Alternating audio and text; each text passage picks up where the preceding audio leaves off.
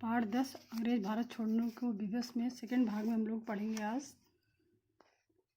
आज़ाद हिंद फौज का संघर्ष किसने किया, इसके बारे में डिटेल में हम लोग पढ़ेंगे। आज़ाद हिंद फौज का नाम आते ही सुभाष चंद्र बोस का नाम सहज ही संस्मरण हो जाता है, याद हो जाता है। उनका यह विश्वास था कि बिना सशस्त्र यानी बिना शस्त्र के युद्ध के किए भारत को अंग्रेजों से शासन से मुक्ति नहीं मिल सकती। अतः सुभाष चंद्र बोस ने फॉरवर्ड ब्लॉक नाम से युवकों का एक संगठन प्रारंभ किया। परिणाम स्वरूप सरकार ने उन्हें बंदी बना लिया। कुछ दिनों बाद उन्हें जेल से छोड़ तो दिया गया, लेकिन उनके मकान में उन्हें नज़रबंद कर रखा गया। जनवरी 1943 को वह चुपचाप घर से निकलकर काबुल होते हुए जर्मनी से जापान जा पहुँचे। जर्मनी और जापान की सहायता से उन्होंने आज़ाद हिंद फौज का गठन किया। द्वितीय विश्व युद्ध में जर्मनी द्वारा बनाए गए 50,000 सैनिक स्वेच्छा से आज़ाद हिंद फौज में भर्ती हो गए। उन्होंने आम नागरिकों को भी इस फौज में भर्ती किया। इस फौज में स्त्री सैनिकों का भी एक दल रानी झांसी रेजिमेंट के नाम से बनाया गया। आज़ाद हिंद फौज के सिपाही सुभाष चंद्र बोस को नेताजी कहते थे। उन्होंने अपने अनुयायियों को जय हिंद और दिल्ली चलो के नारे दिए। और 4 जुलाई 1944 को आज़ाद हिंद रेडियो पर बोलते हुए उन्होंने गांधी जी को संबोधित करते हुए कहा कि भारत की स्वाधीनता का आखिरी युद्ध शुरू हो चुका है। राष्ट्रपिता भारत की मुक्ति के इस पवित्र युद्ध में हम आपका आशीर्वाद चाहते हैं और शुभकामना चाहते हैं। सुभाष चंद्र बोस ने भारतवासियों को संघर्ष में शामिल होने का आह्वान करते हुए कहा, तुम मुझे खून दो, मैं तुम्हें आज़ादी दूंगा। ये उनका नारा था। आज़ाद हिंद फौज ने रंगून से दिल्ली के लिए कूच किया। आज़ाद हिंद फौज बर्मा म्यांमार तक अंग्रेजों की फौज से लड़ती हुई चली गई, किंतु द्वितीय विश्व युद्ध 1944 में जापान की पराजय होने से युद्ध की स्थिति बदल गई। आज़ाद हिंद फौज का अभियान रुक गया और फौज को आत्मसमर्पण करना पड़ा। इन बहादुर देशभक्त सैनिकों पर दिल्ली के लाल किले पर मुकदमा चलाया गया। सैनिकों का विद्रोह सन 1946 में अंग्रेज सरकार की नौसेना में भारतीय नौसैनिकों ने बगावत कर दी। जगह जगह हड़तालें हो रही थीं। अपने राज्य के खिलाफ इतना ज़बरदस्त विद्रोह देखकर अंग्रेज शासक आखिर हार मानने लगे। वे दूसरे विश्व युद्ध के बाद अपने को कमज़ोर महसूस कर रहे थे। ऐसे में भारत की विद्रोही जनता पर काबू पाना उनके लिए बेहद कठिन हो गया। इंग्लैंड में जो मजदूर दल की सरकार थी वह भारत को स्वतंत्र करने को राजी हो गई थी।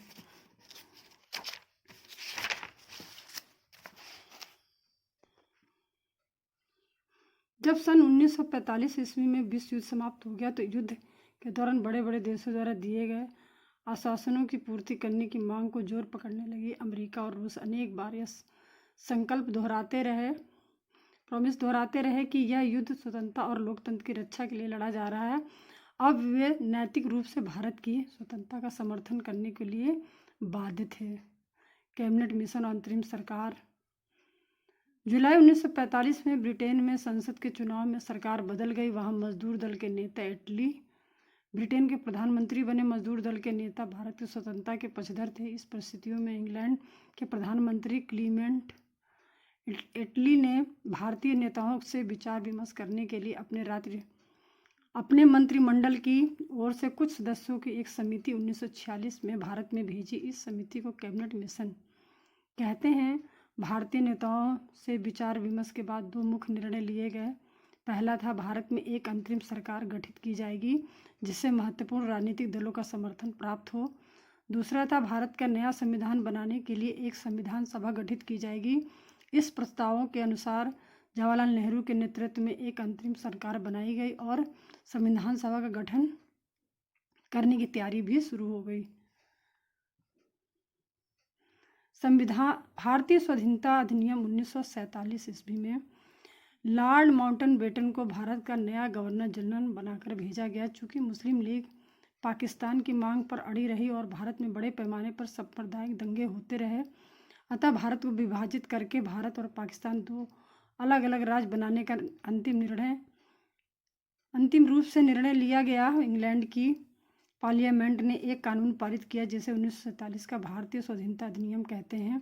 इस अधिनियम के अनुसार पाकिस्तान और भारत 2 स्वतंत्र राष्ट्र बना दिए गए। इन अधिनियम से यह घोषित किया गया कि भारतीय रियासतों पर से ब्रिटिश शासन की प्रभुसत्ता तो समाप्त हो जाएगी और वे रियासतें भारत और पाकिस्तान में शामिल होने के लिए भी स्वतंत्र होंगी। इस प्रकार भारत का स्वतंत्रता का मार्ग खुल गया। लॉर्ड माउंटबेटन को स्वतंत्र भारत का प्रथम गवर्नर जनरल और जवाहरलाल नेहरू को प्रथम प्रधानमंत्री बनाया गया। यह भी निर्णय लिया गया कि जब तक संविधान सभा द्वारा भारत का नया संविधान नहीं बन जाता तब तक 1935 का अधिनियम कुछ परिवर्तनों के साथ लागू भी रहेगा। भारत का विभाजन स्वतंत्रता का अवसर जैसे पास आया वैसे हिंदू और मुसलमान सांप्रदायिक लोग अपने अपने हितों के लिए बुरी तरह से लड़ गए। इस हालत में 1940 में मोहम्मद अली जिन्ना के नेतृत्व में मुस्लिम लीग नामक संगठन ने मांग की कि मुसलमानों को अपना अलग राष्ट्र मिलना चाहिए, चूँकि भारत में उन हिंदुओं का प्रभुत्व रहेगा और वे विकास नहीं कर पाएंगे।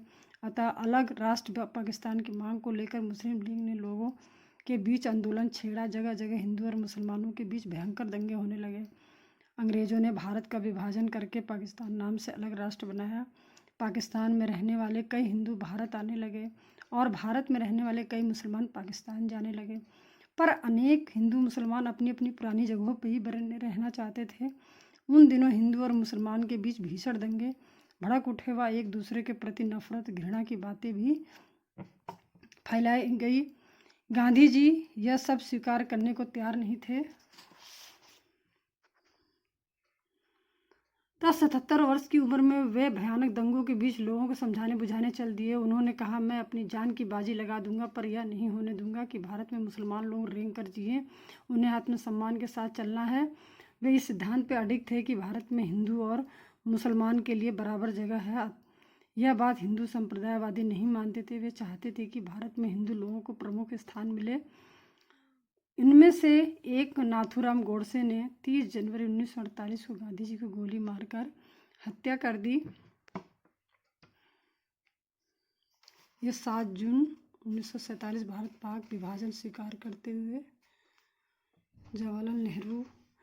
प्रभुसत्ता किसे कहते हैं? पूर्ण अधिकार यानी पूर्ण सत्ता को प्रभुसत्ता कहते हैं। कुछ शब्दावलियाँ कठिन। रियासत किसे कहते हैं? रियासत मतलब होता है मिल्कियत या हुकूमत करना। कुछ अभ्यास प्रश्न हैं, जैसे भारत की स्वाधीनता अधिनियम कब पारित हुआ और फॉरवर्ड ब्लॉक का संबंध किससे है? जैसे सुभाष चंद्र बोस से है। इसी तरह से कुछ कुछ सत्याग्रह करने वाले व्यक्ति कौन थे? तुम मुझे खून दो मैं तुम्हें आज़ादी दूंगा, ये किससे संबंधित है? ये सब क्वेश्चन दिए हैं, जिससे आप लोग हल करना, हल करके खाना। धन्यवाद बच्चों। इसी के साथ हमारा पाठ खत्म होता है। धन्यवाद।